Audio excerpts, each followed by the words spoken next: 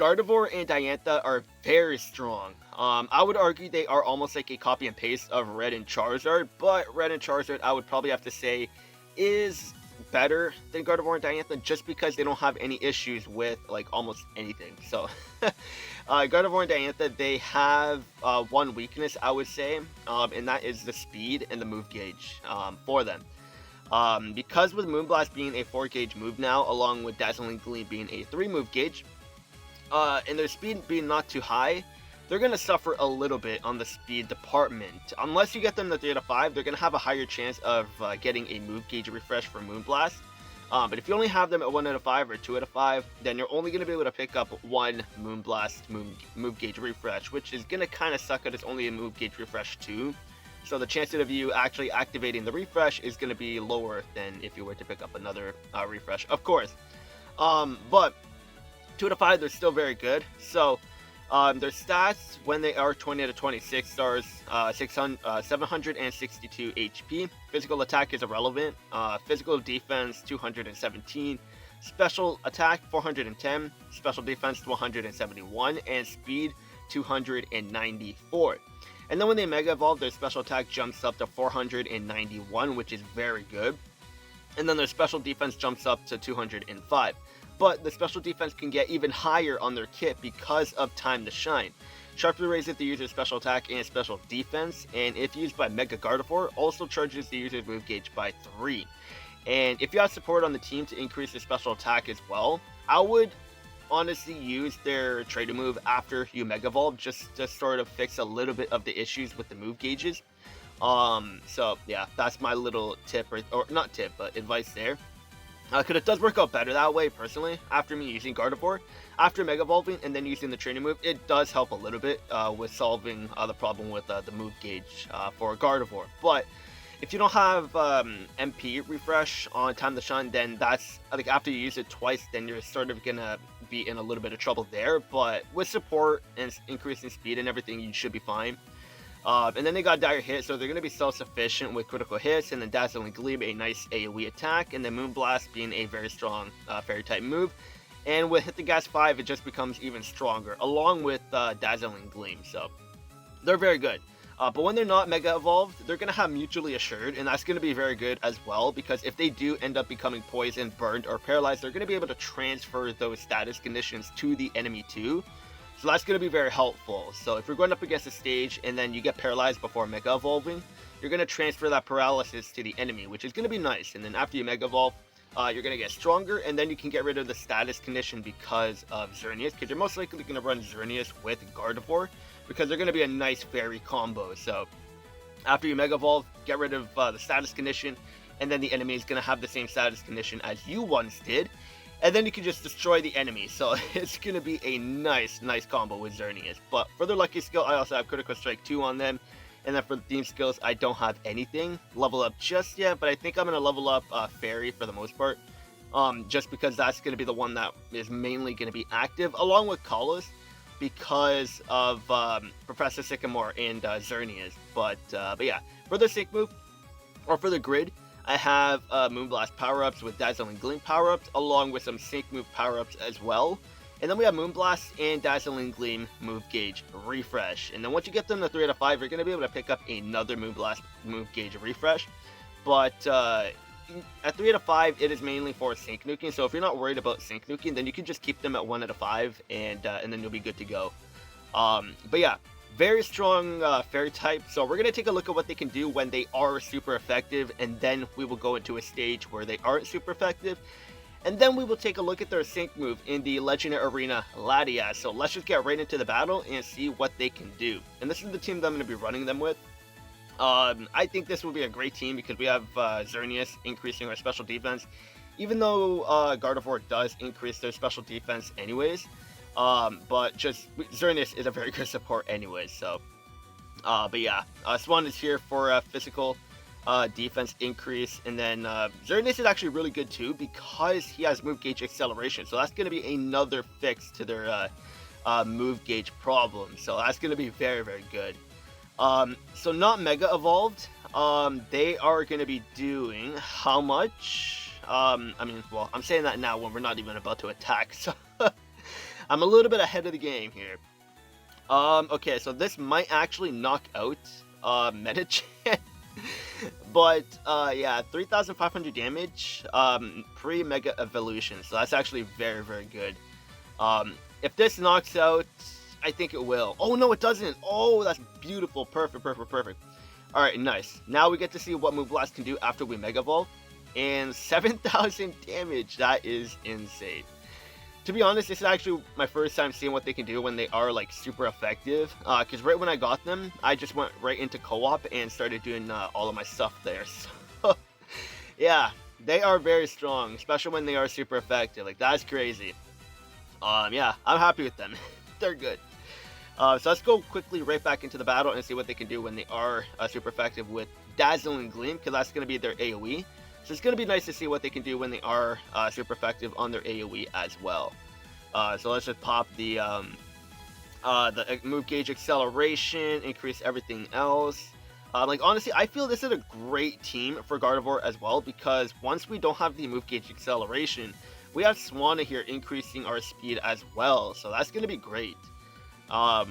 So when we aren't, we're going to use one Dazzling Gleam, and then we're going to Sync Move and then see what damage she can do after she Mega Evolves. So Dazzling Gleam pre-Mega Evolution is going to do how much? 800 damage almost all around, which isn't too bad, I guess. But her real damage is going to be after she Mega Evolves because of that Fairy Power 5, and yeah. Never mind. I guess it probably would have been better to see what she can do after she Mega Evolves, because, yeah, that little bit of damage that we did ended up knocking Metachan out. So let's just do this one more time. And I do like Gardevoir's or Diantha's outfit at 6 stars because it represents Gardevoir's shiny form, which is actually really nice. And I do like Gardevoir's shiny form. It's probably one of my favorite shinies, to be completely honest, because it does change the look completely. Like, instead of like the black dress, Gardevoir has or the white dress, she has the black dress, which is very nice, and I do like that a lot. So let's knock out Sock. Actually, no, let's use Potion, because why not? Whatever. Just so we don't have to do any damage to anyone. We'll knock off both of the potions, because why not? Whatever. And then we're going to Sync Move and then see Dazzling Gleam. And then we'll see what she can do in co-op when she's not super effective. And her damage when she's not super effective is still very good too. Hopefully, yeah, okay, this does not knock them out, which is good. Now let's go for Dazzling Gleam, because now we get the 50% increase and 4,000 damage. I know this is going to do more damage because there's only one Pokemon, because when there's more Pokemon, the damage is spread out between everyone, so then it's going to look like it's doing less damage, but still, if it was with 3 Pokemon, that 4,000 is going to get split between everyone, so it might do like 1,500 damage between everyone, or just about 1,500. So that's still very good, super effective.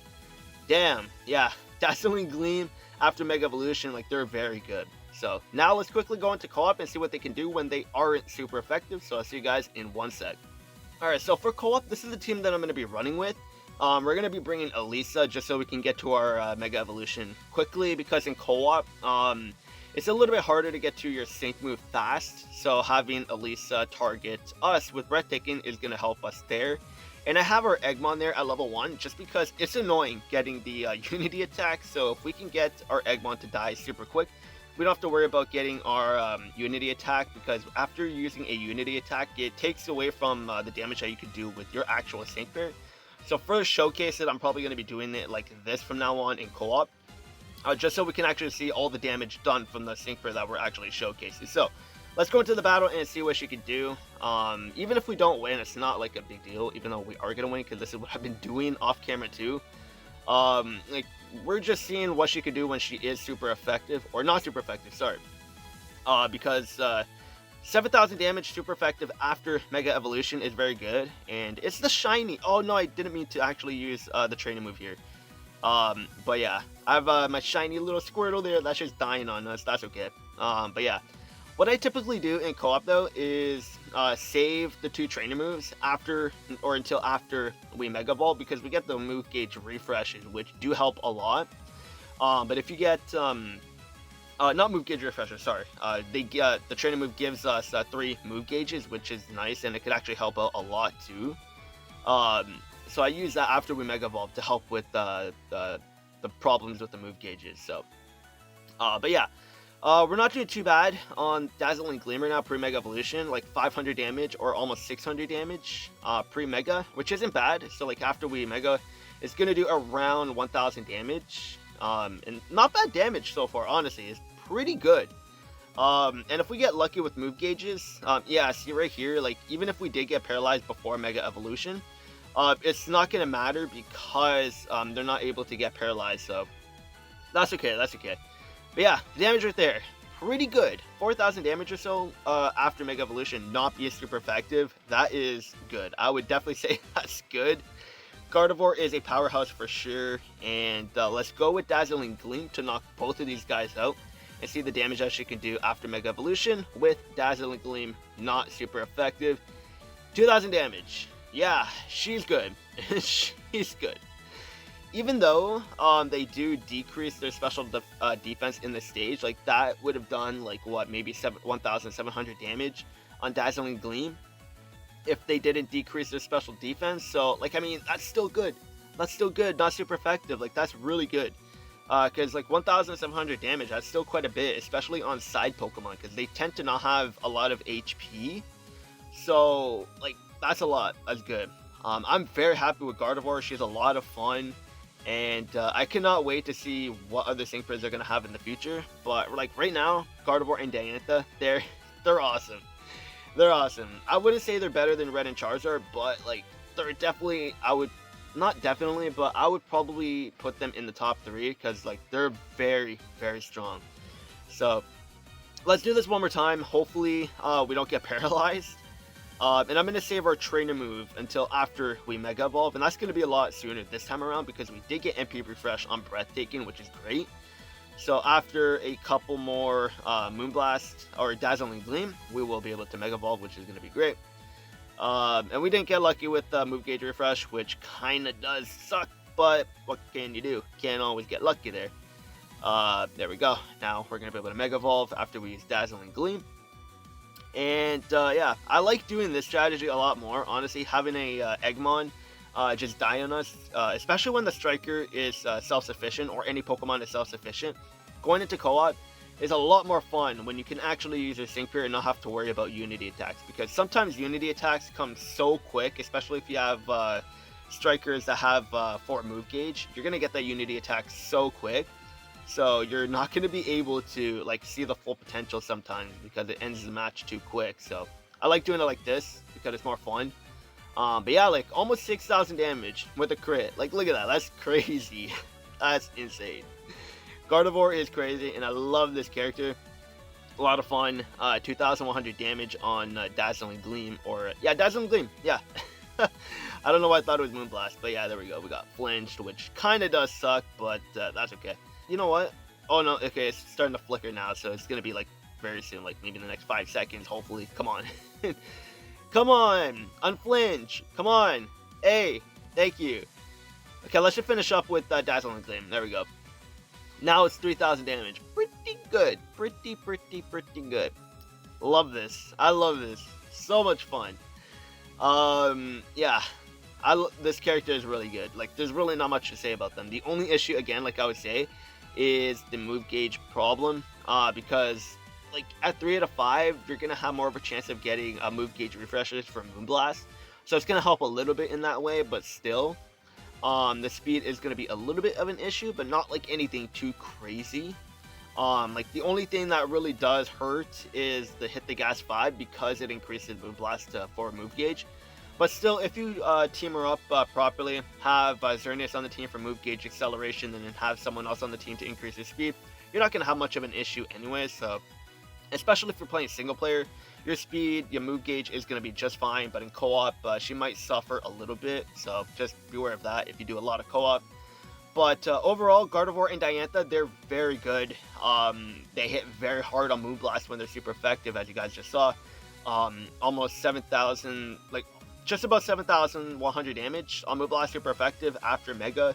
And then not being super effective, hitting for like almost 6,000 damage. It's insane. She's very, very good. But let me know what you guys think of Gardevoir and Diantha. They're very strong. I should probably take them into the Legendary Arena, Latias Legendary Arena. To be completely honest, I should probably do that. I'll do that in another video because I'm kind of short on time today. So, but yeah, let me know what you guys think of Gardevoir and Diantha. I will take them into the Legendary Arena tomorrow or later on today if I have enough time. But yeah, that's gonna be it for this video. Hopefully you guys enjoyed. Good luck on summoning for Diantha and Gardevoir if you still need to summon or if you're trying to get her still. Good luck. That'll be it for this video, and I'll see you guys later.